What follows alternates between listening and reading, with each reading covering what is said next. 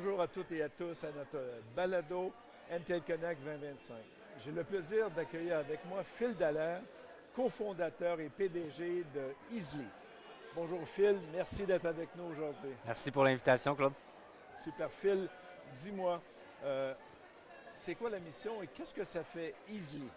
Notre mission, nous, c'est de simplifier toute la planification d'épicerie puis la rendre plus abordable. Qu'est-ce qu'on est en train de développer? C'est le premier agent IA pour l'épicerie qui peut automatiquement générer des listes d'épicerie en fonction du budget, des préférences, avec un menu pour la semaine qui fit avec l'horaire de nos utilisateurs. Wow! Donc, est-ce que tu crois que ça va simplifier la vie de ceux qui font l'épicerie?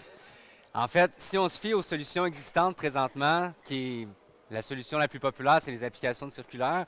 Puis au Canada, il y a 6 millions d'utilisateurs actifs par mois qui utilisent ces applications-là. Puis malheureusement, il n'y a pas de solution autre qui simplifie tout le processus de planification. Fait qu'il y a encore beaucoup de travail manuel qui doit être fait.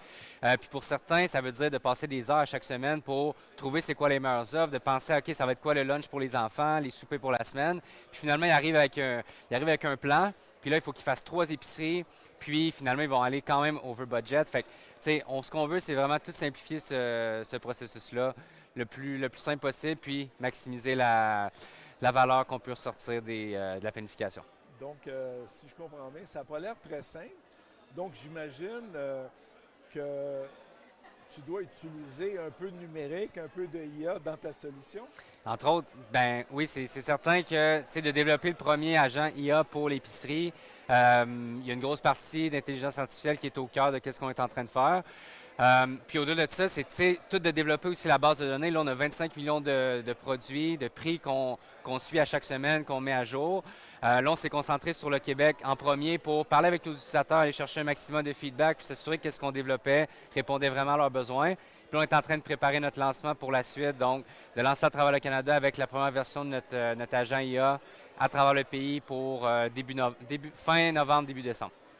Puis, j'imagine que si tu utilises l'IA, tu vas peut-être ajouter éventuellement un élément de personnalisation.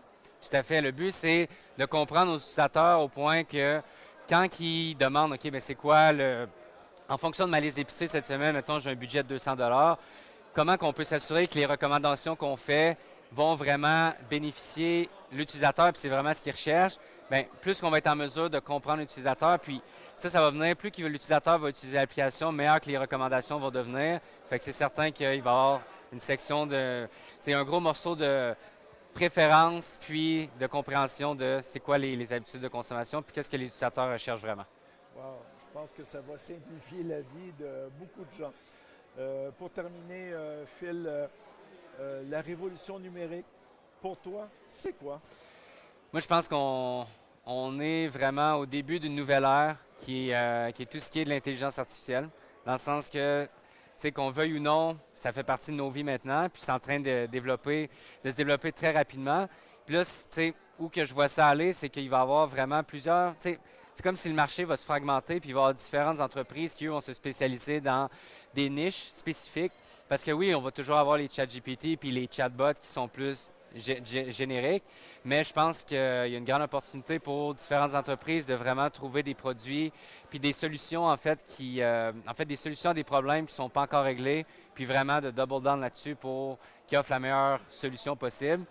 Puis je pense vraiment que l'intelligence va être la fondation de la prochaine étape de ce qui s'en vient. Juste comme, par exemple, quand les cellulaires sont sortis, bien là, tout le monde voulait développer des applications. Maintenant, tout le monde a des applications sur leur téléphone. Fait que maintenant, la prochaine étape, je vois ça comme l'intelligence artificielle. C'est vraiment comme la prochaine étape, comme on a vu avec les téléphones intelligents. Super. Merci beaucoup, Phil, pour cet échange et vraiment bonne chance pour Easly. Merci beaucoup, Claude. Merci à toutes et à tous. À la prochaine.